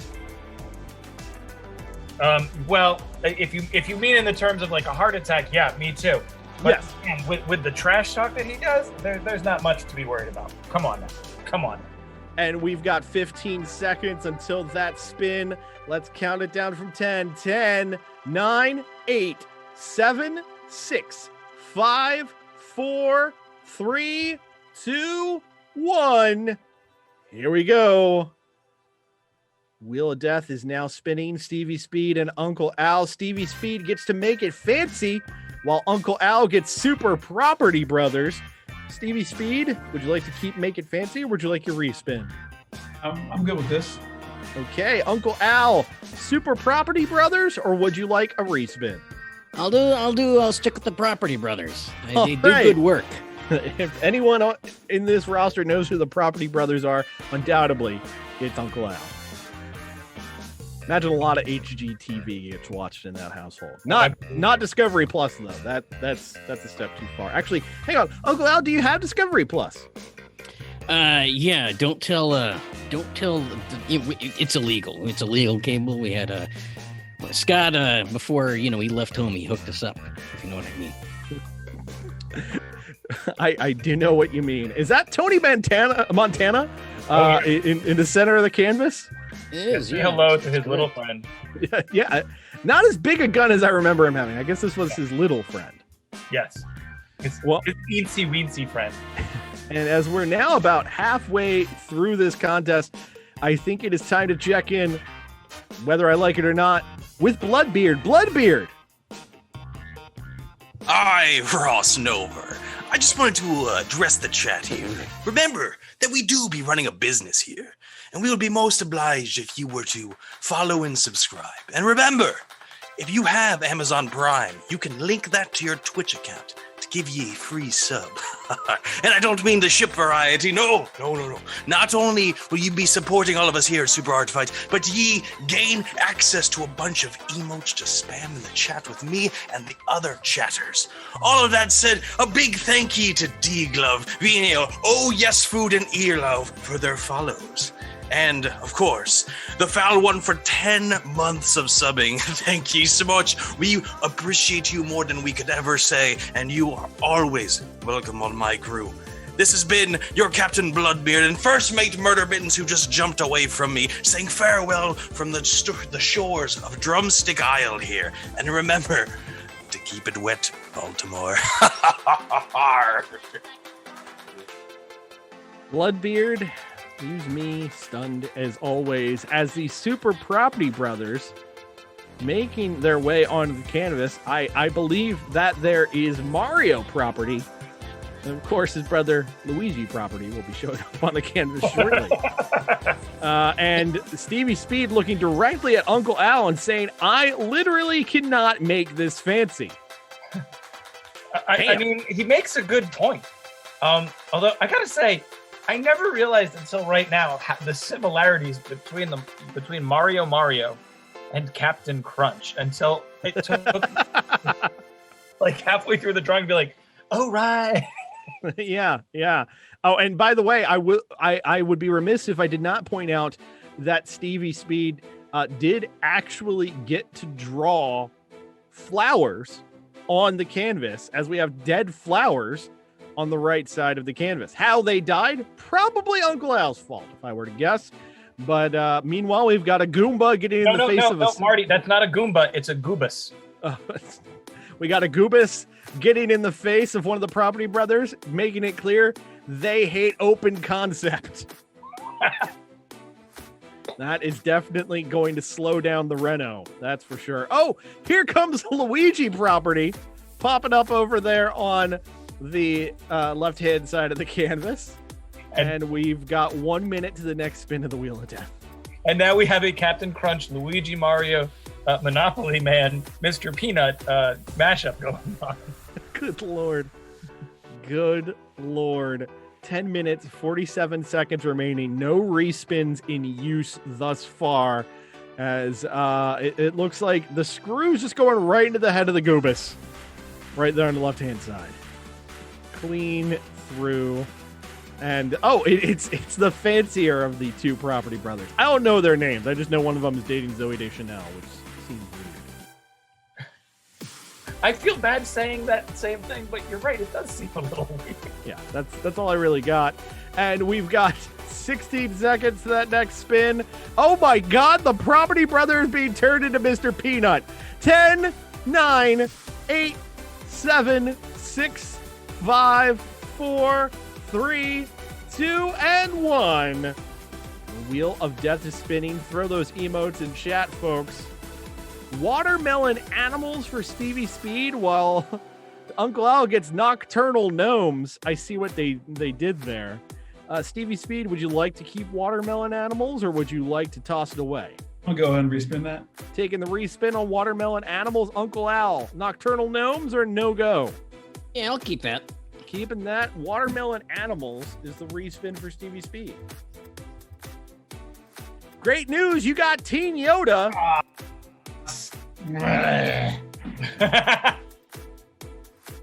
Fun fact about Stevie Speed, does not know much about the Star War and has no interest in the Star War. No. Can't wait to see where he goes with this. Yeah, best Oh of boy, luck. hey, Star Wars. You know that came out in 1977. Do you know what I saw in theaters on that same day? What did you see on the same day? The Ralph Bakshi movie Wizards. Everybody was going to see Star Wars, and I was like, you know what? I think I'm going to bet on a different horse. And I saw Wizards, the Ralph Bakshi animated movie. I was going to say out loud, is a Ralph Bakshi reference going to work? But I've seen two things so far in chat. Quote, hell yeah, Wizards. And quote, Wizards is awesome. So congratulations, Uncle Al. Your people are in chat. I will not explain to you how chat works, though. Oh, That's okay. Just tell me what they're saying, and I'll listen, and I'll smile and nod. Sounds great. you know, Marty, I got to point it out. We have Stevie Speed has found a way around having to draw a Teen Yoda because he died, and all we see is his gravestone. I didn't realize that the burial process in the Star Wars universe was the exact same as it is here on Earth. Well, yeah, that's definitely weird. I'm used to those who are force sensitive, just kind of like becoming a robe. The other part that's interesting, I don't remember Teen Yoda's catchphrase being "he died." No, it's not. Although becoming a robe, if it's Baby Yoda, he just becomes an infinity scarf. Yep, that's what it would become. Our nocturnal gnome appearing in the center of the canvas, right next to Property Peanut, as it's basically the greatest addition to the Splinter Cell franchise ever. That's right, gnome mode. But unfortunately, that gnome is being punched right in the dong. That's a dinger to the danger right there. Oh, that's gonna crunch his little gnome hat. Yeah, tough times for the gnome. No more little gnomes. No. None. Those are some squished Gennards. 6 minutes, 50 seconds. Final spin coming at that 5-minute mark. And this your main event of the evening. If you're joining us for the first time, folks, the victor of this contest will be chosen by you in the chat. We'll throw up a poll at the end of this match. 6.5 minutes remaining. You'll have 3 minutes to vote, and we will see who wins. And speaking of voting, split 50% Wizards versus Star War. 50% for I would like one Star War. 50% for one Wizard, please. Tough times for the Star War. And we've got some kanji or katakana, not quite sure, or hiragana, who the hell knows, written above the head of our nocturnal gnome. I don't know what that says, folks. Would Stevie Speed like to enlighten us? I would not. That's fair. And for those, I will say, for those at home who have been wanting a tie, congratulations, you just got one. 5 minutes, 45 seconds. Final spin coming up. Both artists have done an incredible job. It's so interesting how all three bouts here tonight have shown three separate ways of making an art fight work for you. You take a look at that opening round, Bunny versus Rave Royale, gorgeously rendered, very lush. Mike Donahue versus Red Erin, absolutely hilarious. In this instance, it's all about a game of one-upsmanship, taking the artwork that's on the canvas, turning it around, and trying to make big pieces that garner big wins. And we will see if it worked out with this final spin at 5, 4, 3, 2, 1. Here we go. Stevie Speed, final topic. Lucha Couture, Uncle Al. You get Shoujo's dead parents. Oh God! I'm not doing that one. Let's let's take the respin on that one. Let's go ahead and do that. final spin for Uncle Al. Nothing but respect for fellow art fighter Shoujo Go-Go. Tricorn Tricorn hats. hats. That's wow. It reminds me of when I visited Williamsburg with you. Remember when you were about this high, Marty? I do remember. Remember you that? gave and you were crying because you pissed your pants.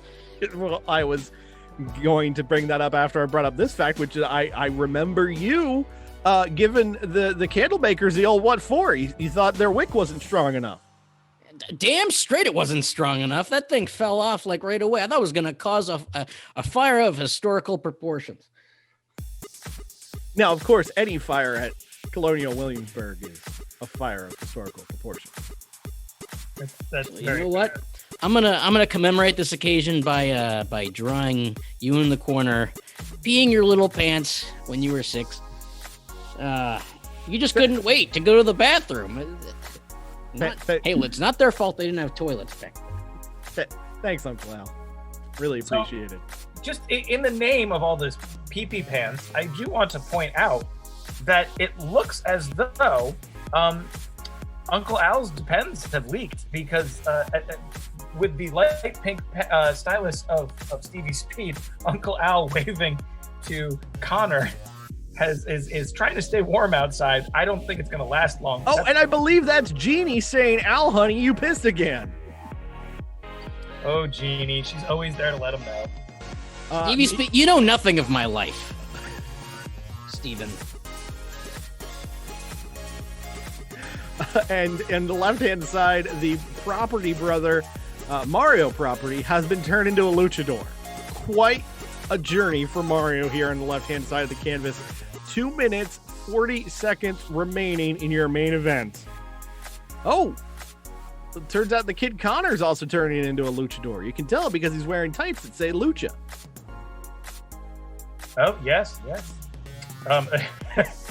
I this is from a little while ago, but I'm also really impressed and strangely surprised at the owl, that the gnome-hatted wizard owl that was turned or created from Tony Montana's head. It's rare that we see somebody do a reversal on their own work, but it was really effective. Very, very strong. 2 minutes remaining. And before we let this go, you know what, Mikey? I recognize there were some comments in the chat about this at the top of the show, and I'm not going to get to it during closing. Would you like to address the audience about your shirt? I would. Should I do this now or later? Let's go ahead and do it now. Okay. We got a few moments. So my mother-in-law actually made this for me. It was a Christmas present.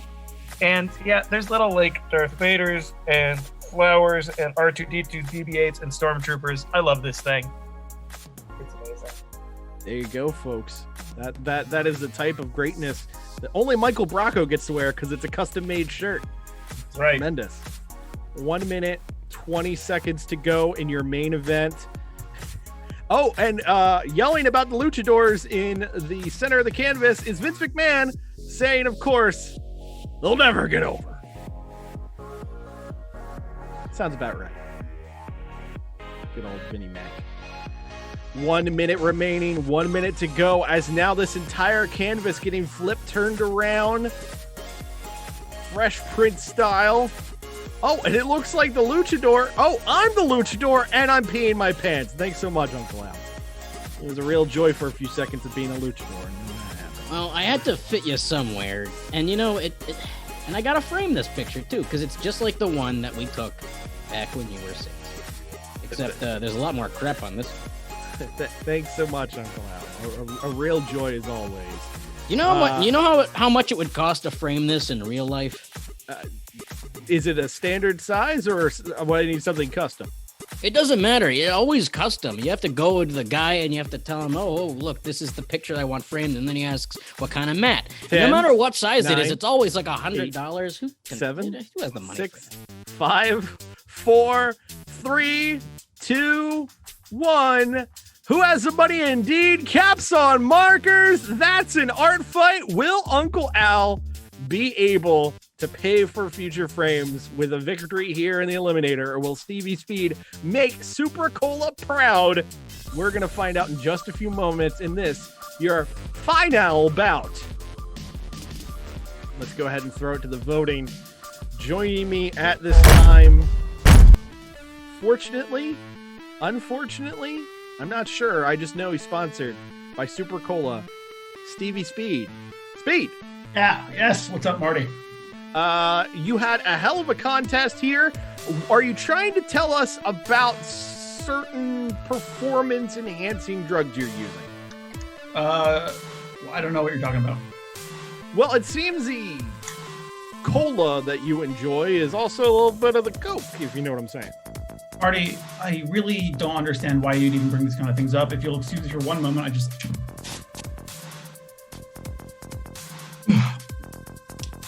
No, I think I had a really great match out here. I don't know. Do if you have a caught it powdered there, but donut? I think Uncle Al was trying to do something with the frame or whatever. I turned that right around. That's the whole thing's a wrestling ring now because I got the luchador thing. Whatever Al was doing didn't make any dang sense. I don't think. I do see the red ropes and the turnbuckles. Yeah, no, you can see all around there. And good move. We're circling the P. I don't know why we're circling the P. There's no need to circle to the P. show that you peed, I think. Yeah, but there wasn't even something you drew. Why? I just think it's funny that you peed, and also that Uncle Al peed. Why did we give Mikey a pen? All right, Mikey, over to you and Uncle Al. Oh, I'm sorry, I wasn't paying attention. I was having too much fun pointing to your crotch. Hi there, Uncle Al. It's such a pleasure to have an elder come in and just do some fabulous things on the canvas. I loved your Uncle Owl, and just to nerd out on an art level, the three-dimensionality of the shoveled walk, I was just very impressive. What was your favorite part of the canvas? First of all, Michael, thank you very much. I really appreciate it. At first I was like, this guy sounds like an Eddie Haskell kissing up to old Uncle Al. But I like your moxie. I think you've got a lot of spunk, and I really appreciate a youngster really knowing what they see as quality art. Yeah, my favorite thing, honestly, was being able to go back in time and recreate a lovely memory that I had with my nephew Marty, and of course my wife Jeannie. Even though, every once in a while, a little pee-pee comes out, just a little bit, but it's nothing like Steve and Drew. As far as Marty goes, we had to get him a whole new set of pants. Do you know how much pants cost in Colonial Williamsburg? A lot, especially for a little kid. They were pantaloons, Uncle Al. Pantaloons. And you should be happy I bought those for you. I was. You should be very happy. They were very fancy. They were good. And the frills and everything. Well, there you go. I think we have a winner. I think we do. I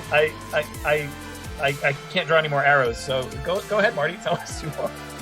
All right, your winner of your main event and continuing on in the Eliminator Tournament is... God damn it, it's Uncle Al. Ah, boy, Jesus, look at that picture. I told him not to use that. I was in the middle of taking a sneeze. No, I don't have COVID. No COVID, by the way. That was just I got a little tickle in the nose. Old people sneeze. And I don't have COVID. Well, I'm glad to hear that, and I hope you're in line for your vaccine soon. Uncle Al, congratulations on the win. Maybe next week a little less of peeing in my pants. I know you said that to me before. Well, we'll see. But before we let you go, we will be seeing you later on in this tournament because you continue on the Eliminator. I do want to ask, do you have any plugs? I have a couple, yeah. Hair plugs. I'm not gonna show you. They're kind of gross. Still taking root. But as far as people that I want to promote, there's a really young, charming artist named Alex Kazanis, and he's got a Twitter @dude! All one word. You can also see him, hear him rather, every week on the One Piece podcast, whatever that is, and Toho Yaro, a Japanese film club podcast. They just dropped an episode about 13 assassins. I have no idea what any of this means. I'm just reading it off a slice of paper, and that's it.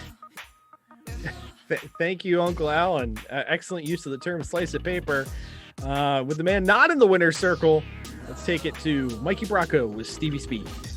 Thank you very much, Marty. Oh man, I could swallow nuggets of wisdom from Uncle Al all day, but for right now, I would like to be schooled by the master of spelling himself and ask you, Stevie Speed. What?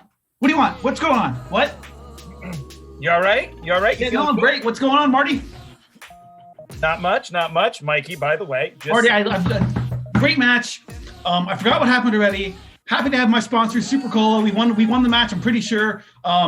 Just great stuff. I'm so happy to be here. I'm so happy to move on in the tournament.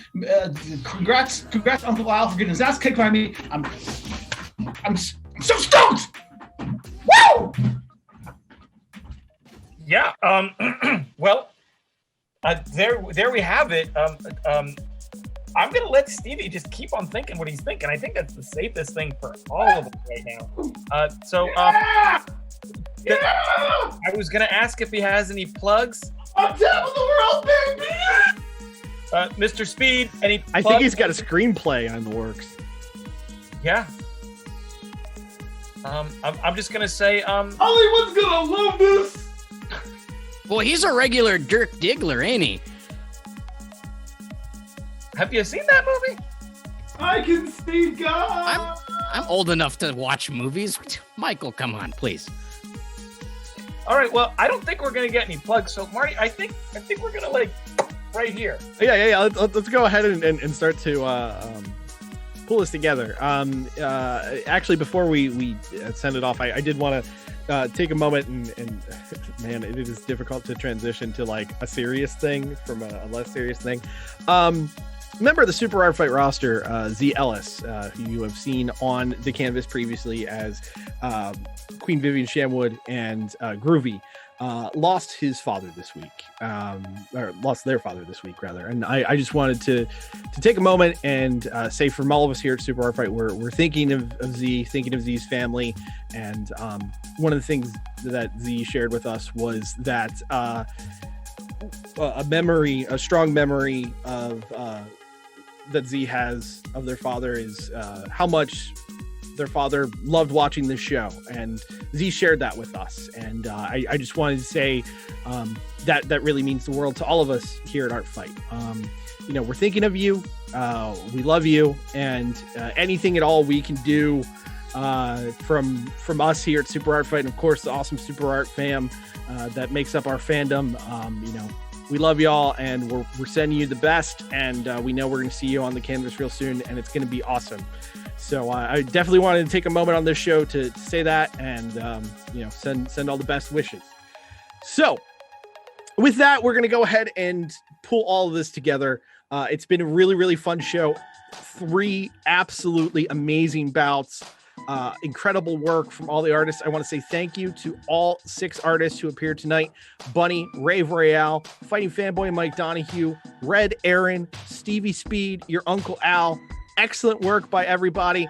And to take a look at where we are heading from here, let's very quickly through the masterful work of producer Steve. Let's go ahead and throw up that bracket.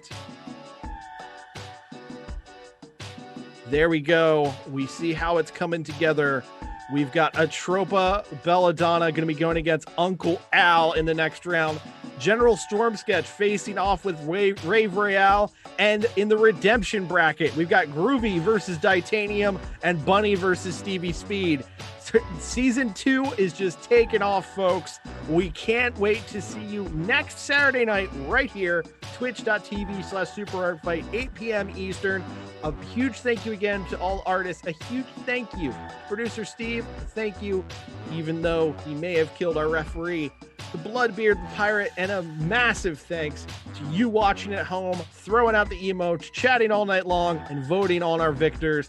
It's been a real pleasure. Until next time, for all of us here at Super Art Fight, including my awesome co-host, Mikey Bracco, I want to take a moment and say,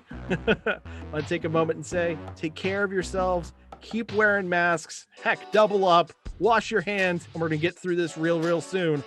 Have a great night. Take care.